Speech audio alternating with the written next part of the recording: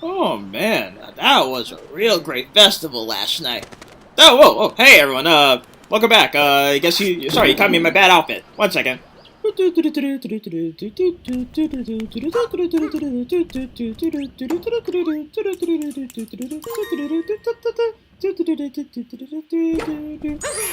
and hello everyone, and welcome back to another episode of Super Mario Odyssey. Ignore those first 22 seconds of stuff you obviously didn't see.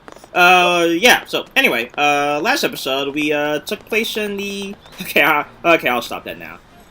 Anyway, in the last episode we did the traditional festival for New Donk City. And in this episode we're going to be getting the rest of the power moons that we need to get out of this kingdom. So let's get to it, shall we?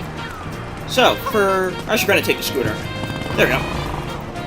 Is this the right way? Yeah, okay. So, for the first one, we're gonna want to come this way, come around, and it's actually inside this girder right here. So we just make our way in, and there we go. Oh man, you know, the festival never gets old. Like, I just always love doing it when I do a new playthrough of Super Mario Odyssey, because I do like casual playthroughs of Super Mario Odyssey sometimes because this game is really easy to do in like a day or two if you really put your mind to it. And it disappeared. Well, it's a good thing we don't need it anyway. Next up, we're going to be heading to the heliport.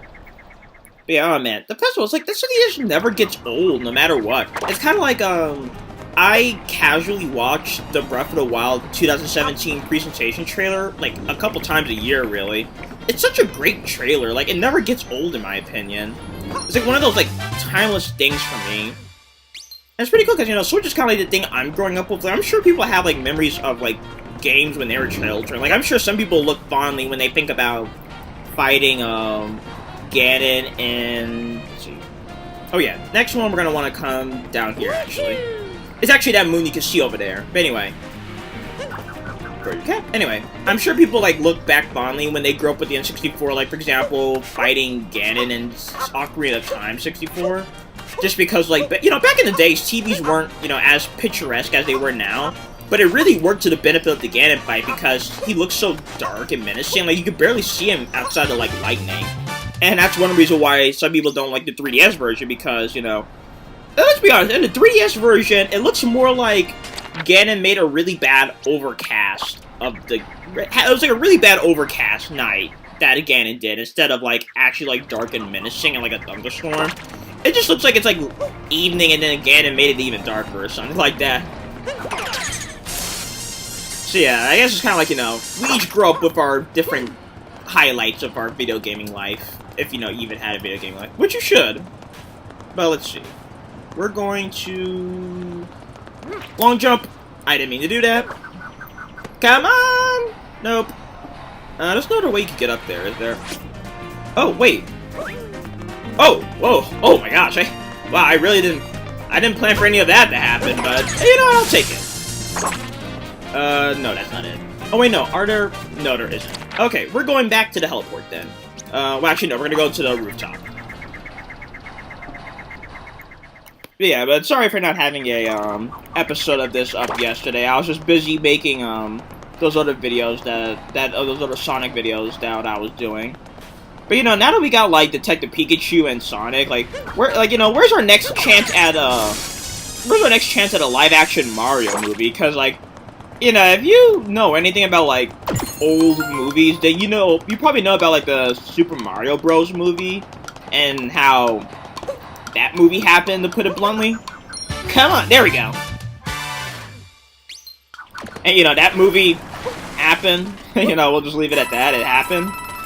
So yeah, so it'd be kind of interesting to see him try again with a Super Mario Bros. Movie, or you know, do something else. You know, take like a new story. Like, don't even maybe necessarily make it like a live action movie. Like maybe make a movie that's kind of like a full movie representation of one of the games. Like, I'd even be down for that, perhaps. Like, who knows, maybe make, like, a movie representation of, like, one of the Paper Mario games, because the Paper Mario games have some pretty good stories to them, particularly, Thousand Year Door and, Super Paper Mario, I know that. So that'd be pretty interesting, or, you could even do, ones that weren't as story-centric, like, Like, what am I trying to think of? Like the Mario and Luigi video games. Like, those are pretty good, like, in terms of games, so who knows, you could maybe flesh out a good story for them, get somewhere with that, who knows. Okay. Let's see, just checking to make sure we're doing good. Yep, we are. Okay, the next one, we're actually gonna go back to, like, near the beginning of this level. You know, I want to teleport, but we're gonna just... Okay, never mind, we're gonna just teleport then. Oh, I wanted to jump off, but apparently the game didn't want me to. So we're gonna just be boring and teleport. Oh, but man, could you imagine, just looking over at, like, the skylines of the game, of Metro Kingdom, could you imagine if they had a game that was literally just in the Metro Kingdom, but you actually explored all this? Like, who knows, like, you could find, like, for example, like, Bowser's, like, leads a mafia of, like, pinatas? Or, piantas, I think that's what they're called. Like, whoever those guys are from Super Mario Sunshine, because, like, if Thousand Year Door is anything to go by, they are actual gangsters. And plus, to be fair, the piata, whatever they're called, they are actually, like, Italian. Well, like, their name and, like, all their, like, locations in the game are based on, like, Italian words. So, yeah. Okay, slight problem. So, I accidentally got a moon out of order. So, that moon that was in the garbage, it's actually number 14. Number 13 is actually over here. So, sorry about that. So, this is 13. Secret Girder Tunnel. And, yeah, Secret Girder Tunnel. And number 14 is that garbage one. That was underneath all that garbage I was kicking around. Anyway, to get number 15, you're going to want to go back to the Mayor Pauline Commemorative Park. And to see something kind of interesting. So, after you defeated Mecha Wiggler, his head, which ends up over here, seeing it trash like this makes me feel kind of bad for it. But only kind of. And it's pretty cool, actually. But you actually just ground pound here, and it's a power moon. I guess that technically makes him the only boss to have more than 3 power moons, because he actually has like a secret fourth in him the whole time. But anyway, let's see. The last one, we're going to want to go back to the rooftop, because we want to go to that cafe. So there was that pool section, but then right below was a cafe, so we want to go to that instead. And that should hopefully be a lot easier to get to. Okay, we're going to just do a long jump, and just aim for the middle. There we go. Okay, you can't obviously tell, but my controller's vibrating. For some power moons, they're vibration sensitive, basically. Basically, you just have to feel around the vibrations, and wherever it's strongest, you should do a ground pound, and it's going to reveal a power moon. And there we go. That's all 20. Well, technically it's 16, but there were 2 3ers, basically. But yeah, so that is the Metro Kingdom, so let's toss them all on. Toss them all in. I can't talk. Apparently I was drinking after that festival.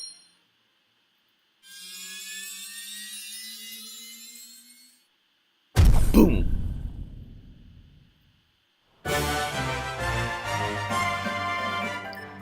Okay, let's see what's next on the menu. Actually, no, I think the paths split again here. Am I right? Yeah, they split. Uh-oh, we've hit the proverbial fork in the road. Which kingdom do you think Bowser went to? Okay, so, once again, it's just like with the Wooded Kingdom and the Lake Kingdom. It makes no difference which one you do, because after you do one, you just go to the other, and vice versa. So, well, just because we did the top option first, we're going to do the second option this time. So, in this episode, we got the rest of the power moons that we need in the Metro Kingdom. In the next episode, we're going to be heading off to the Seaside Kingdom. The Seaside Kingdom. A splendid idea. So, I will see you all there.